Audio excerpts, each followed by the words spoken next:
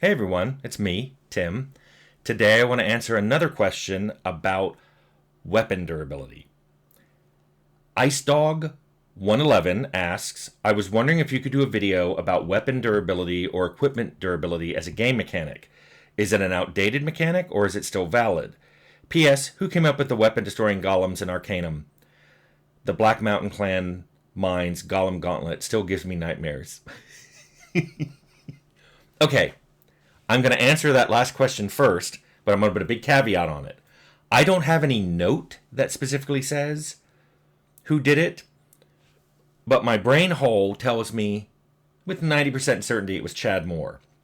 I believe he did most of the Black Mountain Clan mines. So I think he put that in there. It's not a system mechanic in the game, the breakage. It was put as a script on the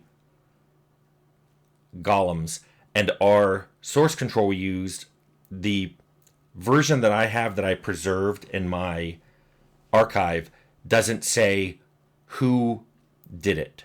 It doesn't have the first person to check it in or the last person to check it in. All I have is my name because I ended up making a copy of the latest version of that archive, the shipped version. So I don't know for sure, but I think it was Chad Moore. Anyway, let's talk about weapon or equipment durability in general. I don't think it's outdated. In fact, I had it in the Outer Worlds. It was interesting, though. I understand the controversy. There were people on our design team who wanted it removed. They begged me to remove it. They hated it. They said it was frustrating and terrible.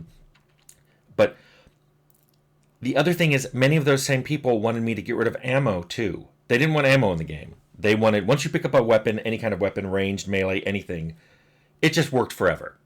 So there was no such thing as anything needing a power cell to run or anything needing ammo or bullets, which I did not agree with. And I'll talk about that.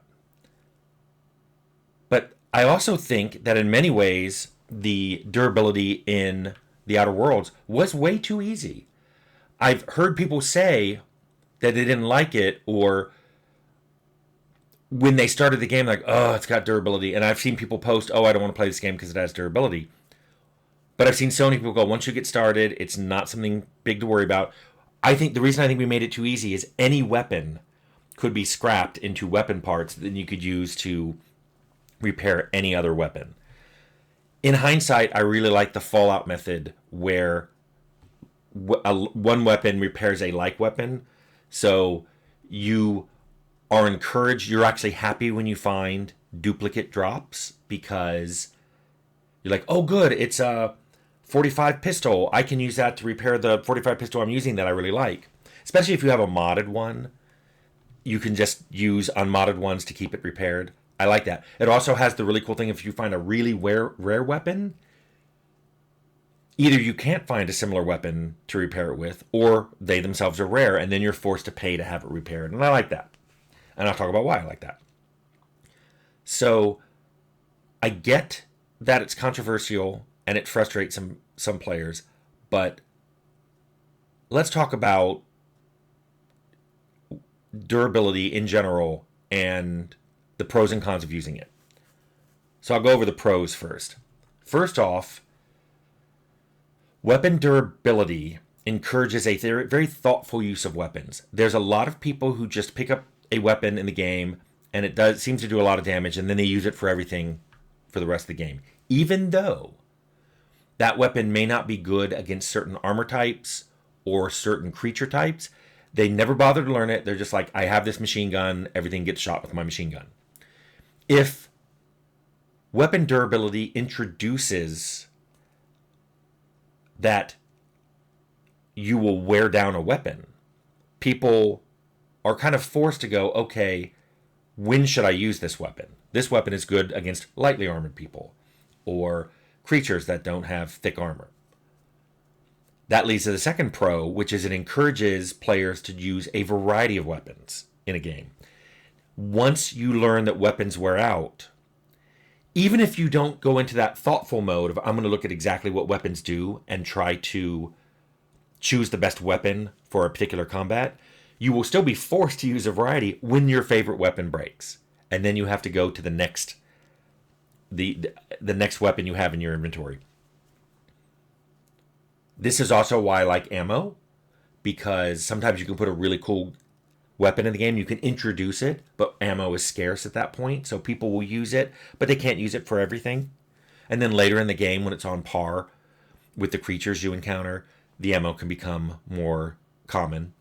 And that's also a great way to support different character types. If you have a character who has specialized in crafting, maybe he can make the rare ammo for it. So he hasn't spent his points in combat, but he has spent points in crafting, and now he can make that rare ammo. So it's that kind of balance why you have so many levers like this you can pull. In fact, let me go into that. And by the way, I could do a whole topic on what I'm about to talk about, which is money sinks versus money sources. I could do a whole video on that. There's a whole section of system design, which is game economics, where big enough games usually hire a game designer who does nothing but that game's economics. This is especially true in MMOs, because when you have a large MMO with both a large player base and it's long-term running, it's a game as service, so you'll be playing it for years, economy is super important. It's one thing to end up playing a single player game with 1 million coins. It's very different to end up with 1 million coins in an MMO like WoW, because they have player economies, players trade things, players go to the auction house. Once money becomes devalued, it just turns back into a barter system. So the reason I like weapon and just general equipment durability is it is a great money sink. It is a thing that the player has to think of all the time, because every player, even the non-combat ones, will eventually have to use a weapon. You can't, persuade a rad scorpion or an auto mechanical not to attack you. And it's also a money sink in a way that isn't as obvious, in the sense of, if you have to pay to get an item repaired or to buy parts to repair an item, it's an obvious money sink. But it's also a passive money sink, in the sense of, when you find an item, and this is true for Fallout or Outer Worlds, that you would normally have sold to make money, but you either keep it in Fallout because you're going to use it to repair another weapon, or you break it down in the Outer Worlds into weapon parts that you can then use to repair other weapons.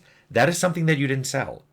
So it makes the item drops add less money into the economy. So in effect, they act like a money sink, because they're not generating money. They're not a money source anymore. Now, I think that we could have made like I said, the Outer Worlds one, I would have preferred to maybe do the Fallout one in hindsight. But even if I hadn't done that, I think weapon parts either should have not dropped as their own item and only be something that you get when you tear apart a weapon, and maybe not all the time, and they're expensive in a store, and that way they're more valuable. I know a lot of people say they in the game with enough weapon parts to repair all their weapons 10 times over. And yes, that happened in QA. It was one of the things that happened in game development, where when you're getting near the end of the game and you have to prioritize bugs, money sinks and sources are not the same as crashes and combat imbalances, and they tend to get prioritized lower. So that's why you see so many games out there that are very unbalanced economically. It's because it just doesn't matter. Now, I get the negative. Weapon and equipment durability frustrates some players. I get that. The thing is, and this is something I always talk about with new designers, you probably can't name a feature that doesn't frustrate some subgroup of players. Which means if your goal is to make a game with no feature that no player dislikes, you will fail. So your goal is that even if you're frustrating a player, and by the way, one player's frustration is another player's challenge, come up with a way that they can either ameliorate it, so it doesn't really affect them. They can make a character that's not affected by this. Perfect example, Stealth and talk characters in my games are less affected by weapon durability because they literally don't use them as often. They're not using their weapons, their armor isn't getting struck as often. Doesn't affect them as much. As long as you have those amelioration paths for any frustration, I think it's good. Let me talk about a game that's not mine, Breath of the Wild, which I played and liked. I have a Switch. Super fun.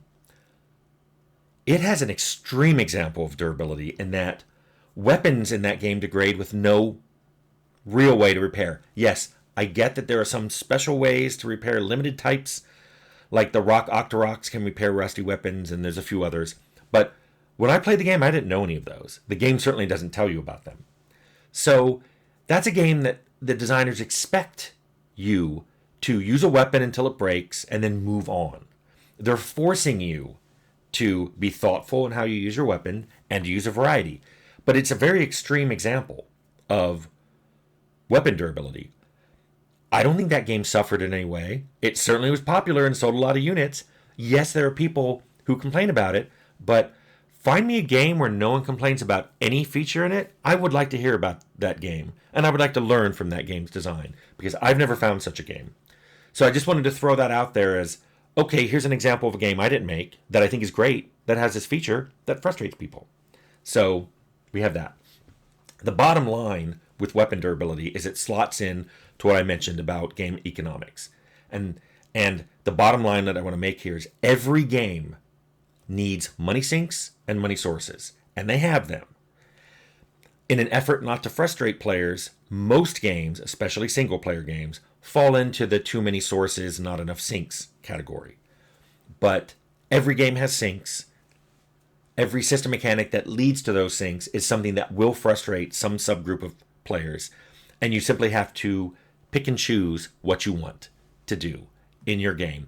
Pick some of those challenges / frustrations, come up with some ways to ameliorate it, and move on. I think that's the best you can do, and I don't think there's any way to avoid it. And because of that, I don't think equipment durability is an outmoded idea. I think there are other ways to do economic balancing, but it's one tool in the economic tool chest. And that's what I think of that.